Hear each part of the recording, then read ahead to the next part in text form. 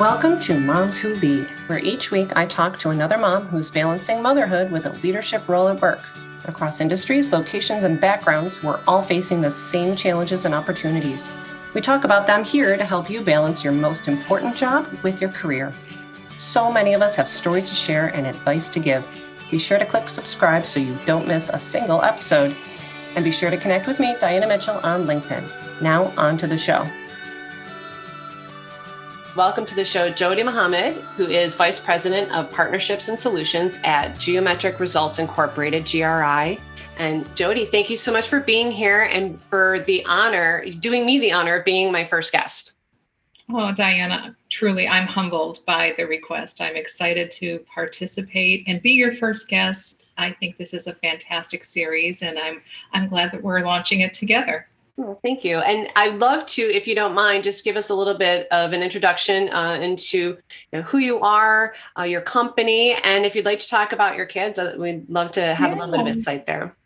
You know what? For me, first and foremost, family first. So let me start there. I'm a mom of 3 fantastic kids. 2 of them are a little bit older, right? They're adults. And then we have an 18-year-old. But I'm also a grandmother. I'm a wife of 30, coming up on 36 years. And my family is the most important. I'm passionate about them, and I'm very, very protective of them. And so I'm excited. I'm excited to, talk a little bit then moving into more professional. So I have been with GRI just a very short amount of time. I think it's just coming up on 6 months, although I'm an industry vet, if you will, a veteran. So 25 years in the contingent space, but decided after 28 and a half years with my previous company to put my toe in the water and see what else was out there, because I knew I had more to offer in terms of a contribution to our industry. So for those of you that don't know, GRI is the largest independent MSP. We do not have a staffing arm. We do not have an EOR arm. We truly are independent. So we're reliant upon our talent partners to deliver services to our end client. And I have to admit, your story of kind of like jumping and wanting to try something new in the midst of this, crazy time that we're all living in, it's pretty common, right? I've spoken to a lot of people who thought, I felt the time was right. And so good for you for trying something new and doing something so exciting. You know what, Diana, I think that there were two ways to think about it during the pandemic. I think organizations, there were some that said, I'm going to be patient. We're not going to make any hires. We're not going to make any leadership changes because of this pandemic. And then you had what I thought were, in my opinion, those organizations that had a little bit more forward thought to say, you know what, let's capitalize on this time. Let's see who the talent is that's out there, and is it the right time for us to add? And those that did, there were a lot of companies and organizations that did make changes at the leadership level during COVID. So yeah, you have to have courage and you have to have confidence in yourself. Yes, that's a great way to put it. And actually that lends itself really nicely to this conversation, being courageous and being confident. And a lot of us, I think, depending on what stage we were in our careers when we became a mom, we may not have felt as confident coming back, and the way that society and the workforce has traditionally viewed moms. Do you mind talking a little bit about kind of where you were in your career when you first became a mom and how that stage may have been impacted by that? Yeah, absolutely. So I became a mom, I would say still it was entry-level management. I was still trying to make a mark in myself, right? Or where I wanted to go. It was really tough.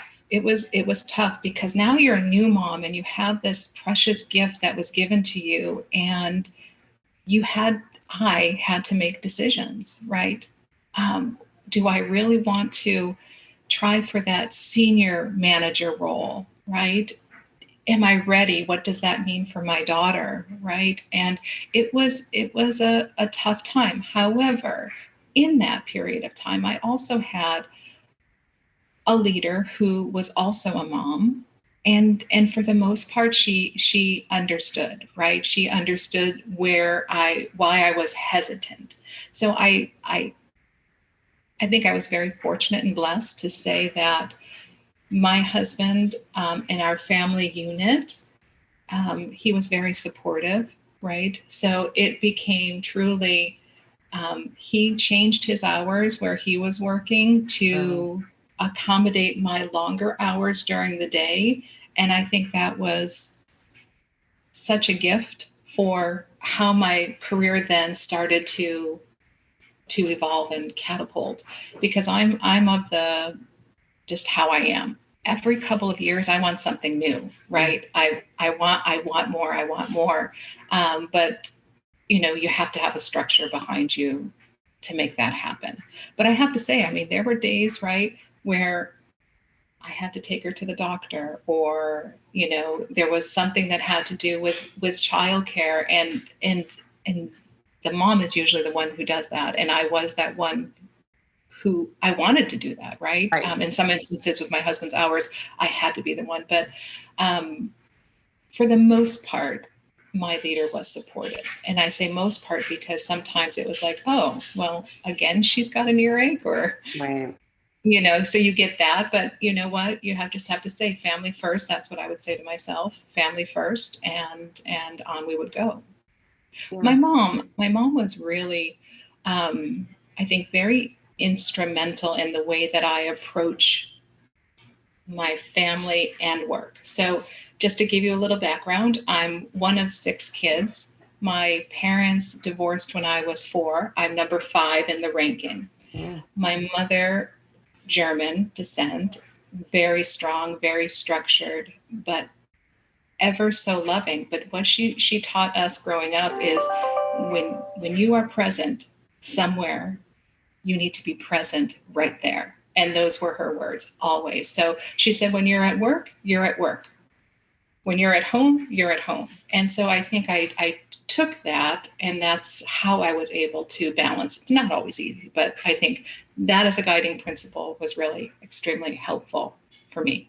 Yeah, I think you've really lasered in on something there that's really important too, that can be difficult, because when we feel like we have to do it all, and whatever that really means, we feel like our minds have to be in 5 places at once. And yet, how can we really devote ourselves to anything if that's the case? And I find myself, I'm very much a Pollyanna, and I've always put myself in my career that if I do my best, it's like that little old sitcom trope, and you pat them on the back, and if you did your best, and then everything will work out.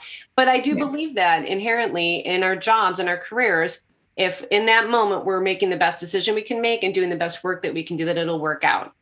Yes. But to your point, that support system is essential. And when I think of what it required for me, my husband became a stay-at-home dad for 3.5 years, and he's just looking to return to the workforce. And then I think of what single moms are going through. It just blows my mind. I mean, there's a mindset shift, it seems, in leadership. And you touched upon that with your leader, that she was as supportive as you can be. But it was a mindset then that even if, oh, I've been there, but that kind of gosh type of thing. But did you feel that the structure in place when you were in that position empowered you or enabled you to do those things? Or did you kind of have to tiptoe and be careful around it? You had to be tipped. It was still, we're going back, 30 years ago, right? A long time. It was still tiptoe. Even though she was female, you still had to tiptoe, because above her, the senior leaders were all male. Yeah. Right. And so it was still a time to discuss certain things, certain topics gingerly. Right. When you had to announce that you were pregnant, it was it was absolutely not a comfortable conversation, because the leaders would think, well, what's going to happen to our business, versus, oh my goodness, go, this is a miracle. You're blessed. And come back when you're ready. That's the leader I am today, how I approach those conversations. But back then it was still very much a company man world. Yeah. And that still happens. When I found out I was pregnant, I had been out sick a few days prior, and I didn't for 2 days, and I didn't know. And I took the test that Monday, and I was like, oh my gosh, it was such a surprise. And I was on a work call the next day and they're like, well, what's wrong? I said, gosh, I wasn't feeling well. I was a little lightheaded. And the response from my boss was, well, I hope you're not pregnant. Mm. And Yeah, well, that like set the tone, right? that's right. You're going to And I pause a think, little bit longer before you really announce it. yeah, it was a really uncomfortable moment. And I think that that's a learning point. And I think talking about this is uncomfortable at times, but I think that we can all do better. And that was a woman. And to your point on that, I think that sometimes it's that we just get so wrapped up and we're doing forget that there's entire people. And then sometimes there's also a mentality I've encountered of, well, I had to suffer through this, so you should too. And I think that's changing. And it's not, that's not a criticism more than it is an observation, because these systems are in place and these relationships and the way that we've been viewed, we being moms and women in the workplace in general, has been so rigid and challenging for so long that it's hard to smash through that. And I wonder, and because I don't mean to sound doom and gloom, but it has been hard for some people. Did you ever feel as you were working through the ranks and you had that support system from your husband and as much as you could expect from your boss at the time, like you were Wonder Woman, like I've got this, or was it trepidation, through some of these stages? You know what? I think it's probably a blend of both, to be honest, Diana, right? There are times where I just believed I can absolutely conquer it. And I didn't want to fail by not conquering it or doing it all, because maybe it was self-imposed, but I do believe I would have been judged if it wasn't done to the best of my ability, to the team's ability, to the revenue's ability. So I knew that I had to do both really, really well. Yeah. I had to. There was no doubt about it. And I think that today, in today's world, right, there's more compassion and empathy and support. But then, no, you still had to 100% deliver 100% of the time, even, beyond standard hours, right? You were just expected. But I somewhat blame it on myself, right? I allowed that to be my way of thinking, right? I put it all on myself, because when I became a leader, more of a senior leader, if you will, there's something that I tell my team all the time, is that we, the company, will never remember what meeting you missed, but your children will forever remember what you did not attend. And so I'm a really good teacher, and I was not a really good student in those words. And so, yeah, it was tough. There were things that I missed that looking back, Diana, there is no doubt in my mind I could have missed those things. They weren't important. They weren't that vital. They didn't make or break my next promotion. They didn't make or break the project, but I put that on myself. And, early in my career, I always did choose, sadly, I, for the most part, chose the company over, an activity at home. Funny how hard we can be on ourselves, much harder than any employer can be. And I don't wish if I should have taken more psych classes in college, because that insight, because when you described that, even though I haven't done that exact thing, I could see that pattern in myself. And I've somehow become like an unofficial mentor to other, I say young, but I don't think I'm the youngest person in the world, but to younger marketing leader moms. And we just kind of all we've met through LinkedIn and different things. And it's all that same, it's such an underlying theme. Like we feel like we have to do more, like almost like we have this albatross on our back and we have to do extra to prove. And I think you're right. You said earlier, there is more empathy. There is more compassion and understanding. There's a shift, and it's likely much more than we ever need to do. And we're actually self-harming in that we're setting if we did it before, then subconsciously those people, even if they didn't hold us to that standard, then have the expectation. So if you respond to that email at 10:30 at night, nobody expected you to, but you're setting that expectation then that you're going to continue to respond. And it's so self-defeating. It really is. And quite honestly, that's a perfect example, and I've used it a couple of times in my own experiences. When you're responding to that email at 10:30, you may be sending something to your direct reports, which is continuing the cycle that you always have to be on. And they will, again, we will be contributing to that 24-hour a day mentality. Everything is business, and taking away from their family. So a few years back, I started just to use the delayed send. Yeah. I mean, I may be working, but I'm not sending until the morning, because it's not fair to them, right? That's a great point. Yeah, you have to it's just not fair, because we unintentionally could be imparting that type of behavior to young moms or young dads, right? And you don't have to be that way. It doesn't have to work.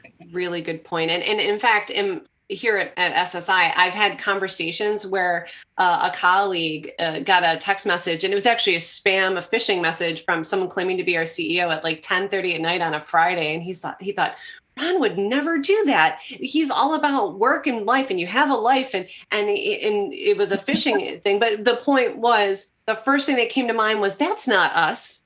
And yes. I thought, well, how amazing is that? That's the first time I've ever been in a place where it's not only not expected of you to be always on, it's pushed like, hey, we want you to be 100% from 9 to 5 when you're here. Have your life, please. Don't let things bleed. And the good thing is, in this industry, there are very few fires that are so important that you have to drop everything at 10:30 at night on a Friday. So we are lucky in that regard, aren't we? Exactly right. Exactly right. Thank goodness that employee really understood the culture at SSI, right? That it made him stop and pause, because if you didn't have such a solid culture, no doubt that there would have been a response. It probably would not have been a good outcome at the end of the day by responding to a phishing email. But kudos to SSI, because you're practicing exactly what you're teaching everyone, I think. It's a gift, right? I'm really lucky, and I know. And to that point, when you were coming and growing into more advanced senior leadership, did you observe a shift in the mindset of your previous company? Was there someone in HR or another leader who kind of championed that and helped that viewpoint evolve so that it was more supportive over the years? 100%. Diana, this woman who I met in my career 25 years ago. So we worked for the same company. She was much higher in terms of a position that I was, but we met. I thought she was fantastic. And she went to another company. Lo and behold, we kept in contact, and she became my mentor. Lo and behold, she ended up joining where I was. Oh. So as I was going up the ranks, she was there, and she would say, Jody, let me tell you, you don't have to do it like that. Let me help you navigate those types of scenarios. So she was instrumental in allowing me, or let me phrase it differently. She was instrumental in saying the words that gave myself permission to say, okay, I'm going to begin to have a balance. So that really started for me pretty senior in my career. So I want to go back now. 8-9 years ago is when I really, really started to be deliberate and intentional about separating and shutting off and turning on. And she's a great role model. She herself is a mom of 2 beautiful, adult daughters. But what she did really well is she was present, either FaceTime, a phone call, for her entire career. She traveled the world, but she was always there for her girls, even though she was miles and miles away. And that's what she taught me to be comfortable with, that it's okay. You can still be on a business trip in New York, and you can call your kids. you can step out of a dinner meeting and say goodnight to your kids. You could, that's perfectly acceptable. But it's really sad that someone had to, basically give you the okay. Yeah. But once she did, and once I understood it, then there was no turning back, Diana. There's no turning back. Powerful. Yeah. And a mentor, whether formal or informal, can make all the difference. And especially no matter where you are in your career. You said this is a few years ago and your kids were older, but yet that unlocked something in you. And hopefully you and me and future guests, like we can serve as these de facto almost mentors for folks. And that's what I'm hoping to do is help people, help other moms who are, leading, they're trying to balance it all, just feel like they're not alone and like there's something that can be done and things can change if they're not fulfilled, or if things are going great, just feel like even more, puff up the chest and just feel confident in your day. And so that's wonderful. I love it. Was there from this individual or someone else, do you think there was like the defining piece of advice? Do you think that was it that, give yourself permission? Was that the core piece of advice that's really driven you? I think quite honestly, it was absolutely it was pivotal for me, because I could have kept going. Because I knew my kids, my older kids, my younger son, they were taken care of. There was no doubt, right? But it was something like, no, it's okay. And so it was a defining moment in my career and how I started to really make a separation and a divide. And I think, quite honestly, from that point, if you go back those 8 years ago, when she said those words, rejoin the company, you can actually watch my career. Actually, it accelerated faster, Diana. So I was working less, but gaining more, because I think you're healthier. You have a clearer frame of mind when you can step back and think about things, and you can make better decisions. So my career from a growth perspective, really over the last 8 years, has been probably two or three times what it was prior to her saying, okay, you could do this. That's amazing. And now here you are in a senior leadership role in a new company. Mm-hmm. And how would you say you've like taken all of that you've learned, and certainly in so many other realms as well, but specific to this conversation, how have you and the rest of the GRE team worked to build that kind of inclusive, supportive environment for the people in your team? It's really interesting where I was before, and go back to those eight years prior. Where I am now, Mike Wacholtz, he is our current president of GRI. He was the president of my previous company. So he instilled a culture of, and it's a cliche, but unfortunately it is a cliche, but the reality is it's the truth. Work-life balance is really, really important. And so here I knew coming in, Mike has said on Fridays, there are no emails internal before 11 a.m. He said, you know what? Nothing. You guys finish your work, do your work so you can have a really healthy Friday afternoon and get out on time.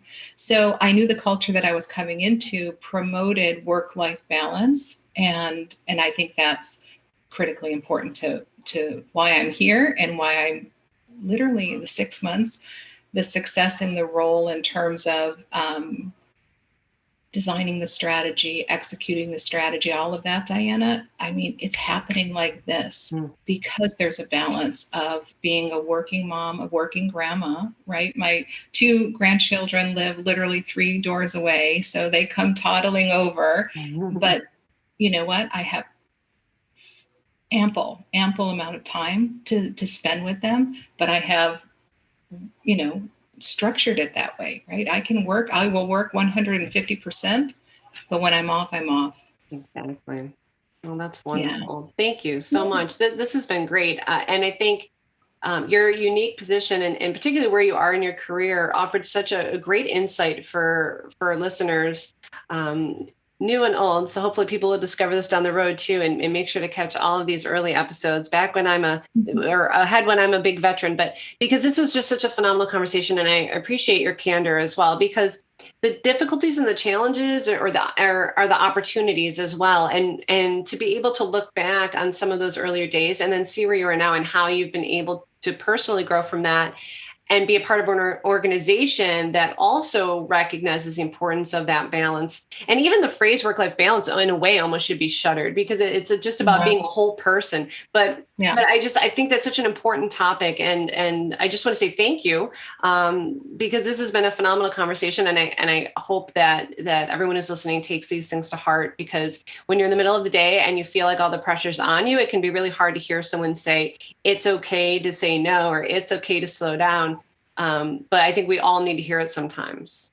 Well, Diana, this series, I believe, is going to be extremely valuable to a lot of folks. And so thank you very much for launching it. I'm excited to listen to future guests. I'm a student. I love to learn. So I'm going to be joining in and hearing what others have to say, because every day, if you can grab a nugget of new information and it can make a positive change for you, that's what I'm going to look for in your podcast. So thank you. Oh, wonderful. And if anyone wants to connect with you or learn more about GRI, where should they go? You know what? They can go to I'll give you my email address, jmoshammed@grimsp.com, or of course on LinkedIn, Jody Mohammed. That would be fantastic as well. I look forward to that. I hope that folks do reach out. Wonderful. That's so nice. Thank you so much, Jody, and take care. And maybe we'll talk soon later on down the road. Absolutely, Diana. Have a great rest of your day. Congratulations on your new podcast series. Thank you. Wishing you the best of luck. Talk soon. Thanks for sitting in with us this week. My hope is that you feel supported, understood, and heard. I appreciate that you took the time to be here. Let me send a quick shout out to our subscribers who join me here every week. I am so honored. And if you haven't already, be sure to connect with me on LinkedIn. My URL is linkedin.com/in/Diana Mitchell 716. Are you a mom who's leading? Is there absolutely someone you want to hear me talk to on the show? Please let me know. Send me an email to dmitchell@ssipeople.com. Take care out there, everyone.